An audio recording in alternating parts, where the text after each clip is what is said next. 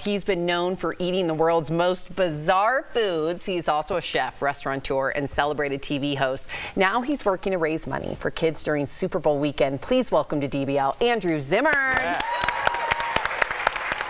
Hello, everyone. Hello. So great to talk to you. I've looked up to you for years and years. So great to talk to you finally. Let's get to it. Taste of the NFL celebrates food and football, two of my favorites. So I have to know, what's on your menu for the big game? After traveling the world and have so much on his plate, what do you eat?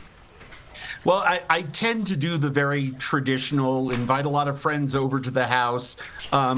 I segment things into categories. I think it's very important that you have something in every category. I like to roast something, whether it's a fresh ham, a turkey, a roast beef, and let people slice and serve their own sandwiches. You have to do some kind of chicken wing. We have many recipes on my website. We have so many ideas for different soups and stews, and you should have something that goes into a mug.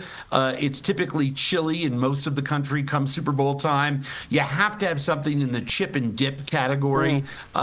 So we've bundled different things at andrewzimmern.com. You can actually plug in tailgating, Super Bowl, anything into the search, and you get tons of great recipes. Okay. Well, you're known for trying new and sometimes bizarre foods. So any weird foods we should add to our menu for Super Bowl?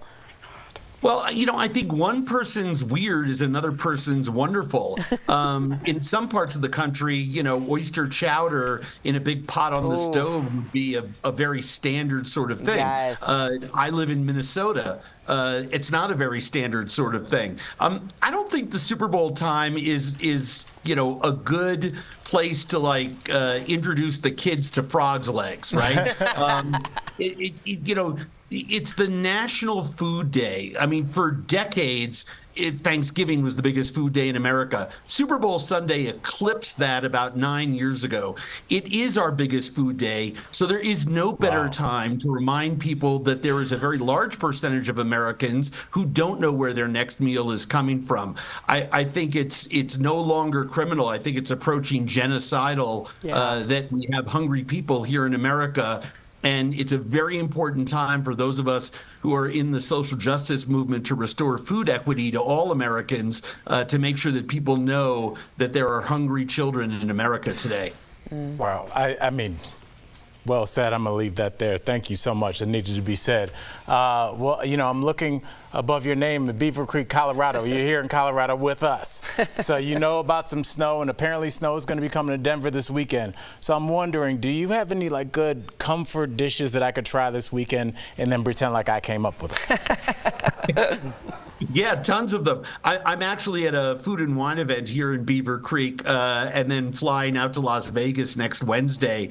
And I'm serving black bean chili at my event at Taste of the NFL. It's a very special chili. We start with whole pork shoulder and chop it up and braise that with beans from scratch. We don't open a can, although if it's easier for someone to open a can, so be it. I think at this time of year, if you're using real whole muscle and you're making something that's a braised, meat in a pot, meal in a bowl type of dish, you can't go wrong, whether it's seafood, pork, chicken adobo, you name it. I endorse it. I'm big on soups and stews. Yes. And forage for some mushrooms in your background there. Maybe throw those in the stew as well.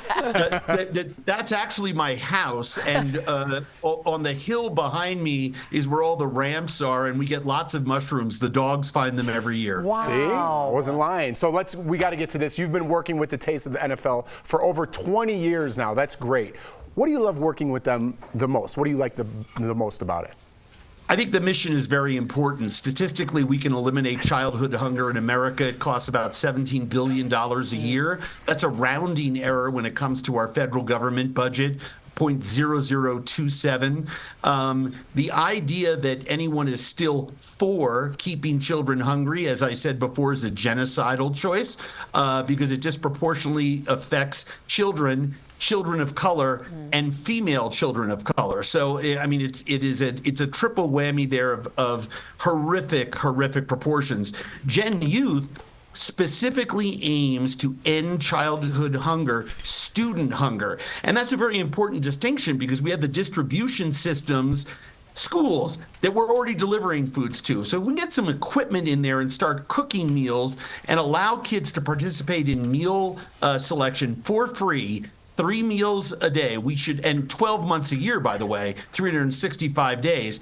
I think that is the right choice. The Absolutely. America that I know and love would find it abhorrent that any child in the greatest country in the history of civilization would ever go hungry. Well said, yes. I think Gen Youth is doing incredible work, and I love working with them. You as well, Andrew. Thank you. Honestly. Honestly, we wish we could talk to you longer. We appreciate you. And to our viewers, if you'd like to get more information or to donate to Gen Youth, visit tasteofthenfl.com. Well That's done. really great. Thank Thank you. you again. Thank you.